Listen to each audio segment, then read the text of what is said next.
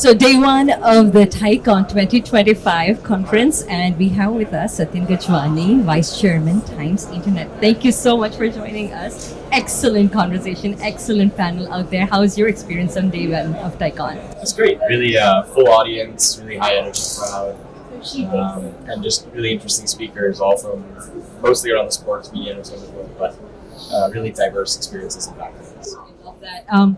Overall, I heard you talk, and I thought about how so many of us come from India to US.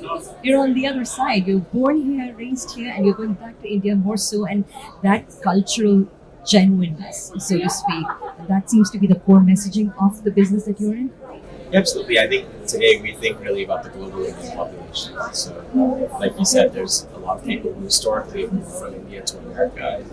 And, there's so many stories now. We have people coming back, people who were here moving to India, or people who came to America for opportunity and then went back to India afterwards. But I think in the broader long-term landscape, India is going to become a major force in the world, and that creates opportunities for them. For sure. And AI, talking about AI specifically and the kind of businesses that you're in, which is from finance to news to sports, everything. Misinformation is a very big area that I think you have a lot more pressure and responsibility to be more authentic about. Yeah, I think every senior executive in any business is today thinking about how is AI going to affect them for the better or for the worse. It's an opportunity, it's a threat, it's all of that. In the news world in particular, the exponential creation of content that's happening creates changes and challenges to the business model, but it also creates a wider requirement for trust. And so, in a way, when there's more and more content being put out there, it's harder for the average customer to discern what's real and what's not. And so, as the Times of India, I think it's our responsibility and our opportunity to be a trusted voice. So, to not fall too deep into that patterns and really to be the counter, sort of the trusted center amidst the very chaotic. I agree with that. And I think overall, with the kind of messaging that we have, sports becomes very important. I know we talked about no religion but sports, and cricket especially is a religion. We heard that noise out there. MLC, or co-founder of the Major League Cricket. Thoughts about that, how that is picking up in the US?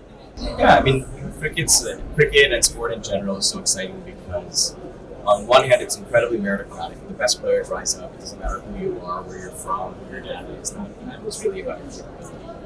And then on the other hand, it's this amazing uniting force where people across countries, across walks of life, across ages really can come together. And so whether it's celebrating a team, a player, or a country, it really unites people. And what we talked about on stage is that we do think cricket is something that, obviously it's not an Indian sport per se, but it's a sport that India has so much pride and passion around. And so seeing it grow globally is in a way, it's a proxy for the sort of growing global relevance of India and the Indian culture.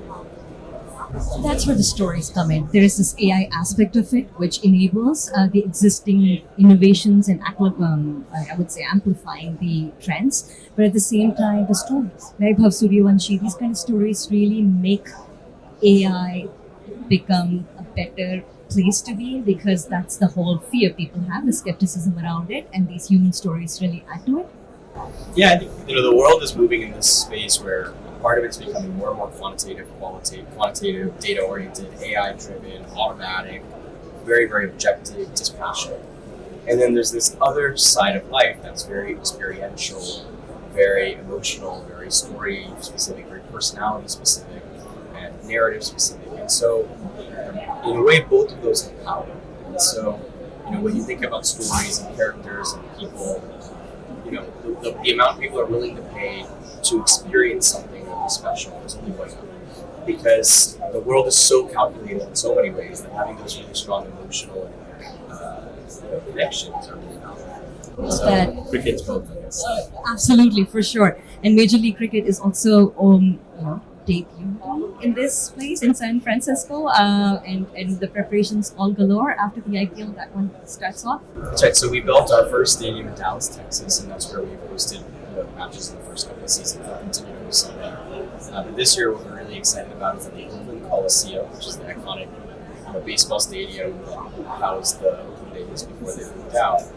is going to be used to house the first 5 or 6 games of Major League Cricket this summer in America. And so it's exciting because it's the first time really professional quality cricket will get played in the Bay Area. I couldn't imagine a more iconic venue to do it. The San Francisco Unicorns will play in the opening match, and so our ambition is to eventually have world-class professional-grade cricket stadiums in the major cities across America, where we can host matches everywhere.